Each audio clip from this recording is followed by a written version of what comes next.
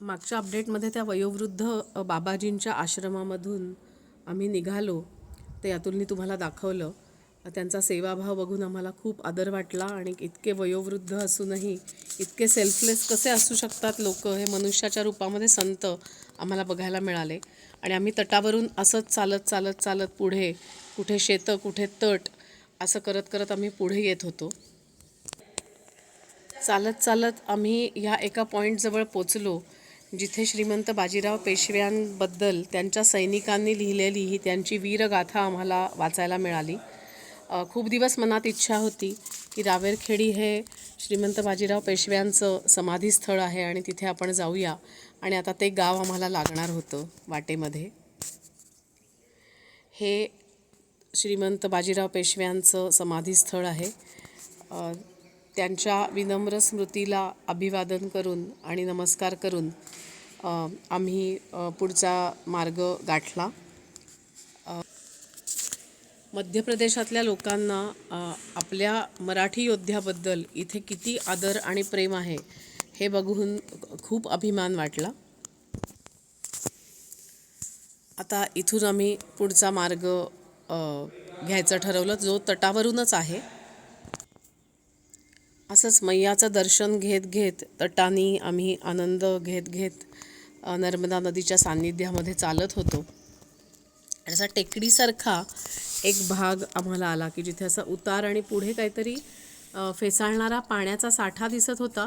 आणि काय आहे अशी उत्सुकता आमच्या मनामध्ये दाटून आली.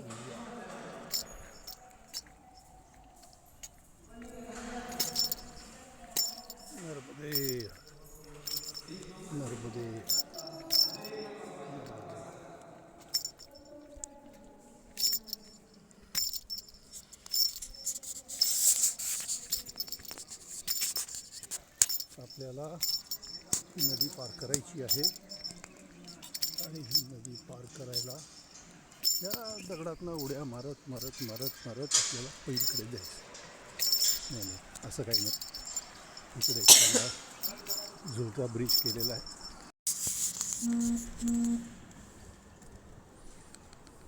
हा झुलता ब्रिज तुम्हाला दिसतोय, हा म्हणजे ती प्लॅस्टिकचे जे ते कंटेनर्स आहेत त्याच्यावरती पूर्ण ट्रॅक्शन करून लाकडी पट्ट्या ठोकून ठोकून हा ब्रिज केला होता. मध्ये बऱ्यापैकी गॅप्स होत्या, त्यामुळे बूट तिथे अडकेल का काय असं मी हळूहळू चालत होते. पण परत लोक इतकी मदतीला धावून येत होती. तो मागचा माणूस खांद्यावरती मुलाला टाकून की मैया आप चलो, आप डरो मत, मैं आपके साथ हूँ असं करत त्यांनी आम्हाला ब्रिज पार करवला. सो सेवाभाव बघून खरंच इथे म्हणजे म्हणतात ना, नर्मदा तटावरती असं साहस करून आणि तो ब्रिज क्रॉस करून मी हळूहळू आम्ही वरती आलो. असं थोडं टेकडीसारखं होतं आणि वरती आलो तर टू आवर सरप्राईज तिथे एक गरीब शेतकरी त्याच्या गोठ्यातल्या गाईंचं म्हणजे दुधापासून बनवलेलं म्हणजे ताक तिथे आम्हाला देत होता. छान मसाला वगैरे घातला होता, कोथिंबीर आणि जलजिरा टाईप मसाला. आणि त्याची 2 गोड मुलं आहेत. आपण शहरातून जेव्हा लोक येतो तेव्हा त्यांना फोटो काढण्यामध्ये खूप उत्सुकता असते. सो तुम्ही बघता इथे. सो असे गरीब लोकसुद्धा जेव्हा सेवा करताना दिसतात त्यांच्या परीने, तेव्हा खरंच मनुष्याच्या वेगळ्या रूपाचं दर्शन इथे होतं.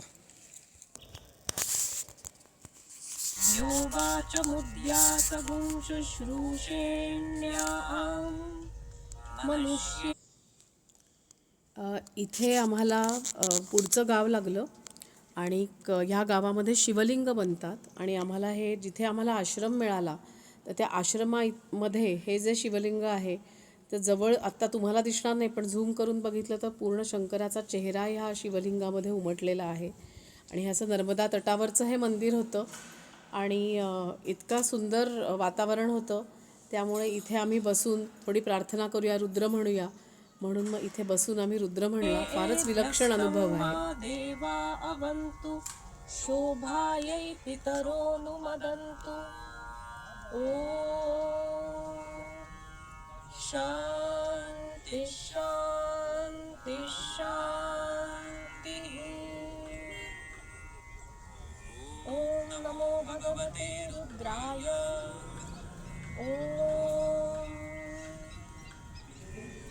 नमस्ते रुद्रमन्यव उतोत इषवे नमः नमस्ते अस्तु धन्वने बाहुभ्यामुतते नमः यात इषु शिवतमा शिवं बभूवते धनुः शिवा शरव्याया तवतया नो रुद्रमृणया इथे हा नंतर आश्रमामध्ये हा जेवणाचा व्हिडिओ सगळ्या लोकांबरोबर बारापकड जातीची लोक तुम्हाला इथे बघायला मिळतील. पण देवाचं नाव घेतल्याशिवाय ते खात नाहीत आणि प्रत्येक गोष्टीच्या मागे राम लावूनच ते आपल्याला विचारतात की तुम्हाला काय हवं आहे. हा पण एक खूप वेगळा अनुभव होता सगळ्यांच्यात बसून जेवण्याचा. शहरामध्ये आपल्याला कधीच असा अनुभव मिळत नाही. असं करून आम्ही आता इथून झोपलो आणि आता पुढचा जो अपडेट आहे तो पुढच्या व्हिडिओमध्ये दाखवतो. नर्मदे हर, नर्मदे हर.